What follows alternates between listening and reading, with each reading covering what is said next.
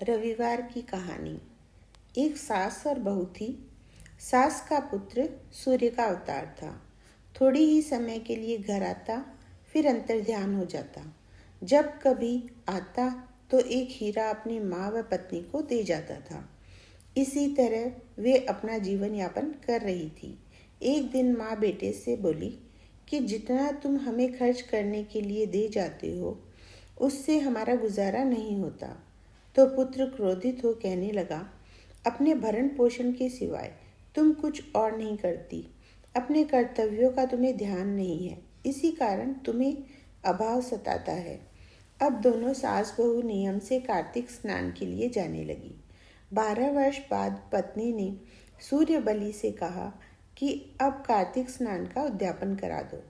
सूर्य बलि के सामने अपनी इच्छा प्रकट करते ही घर में कंचन बरसने लगा। घर धन धान्य से पूर्ण हो गया।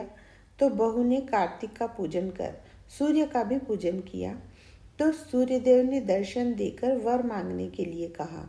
बहू कहने लगी, मेरा पति मुझसे दूर दूर रहता है, मैं उनके सहयोग का वरदान चाहती हूँ।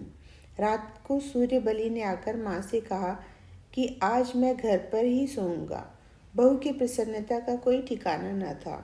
सुंदर सेज पर सूर्यदेव आकर लेट गए तो सारे संसार में अंधकार छा गया।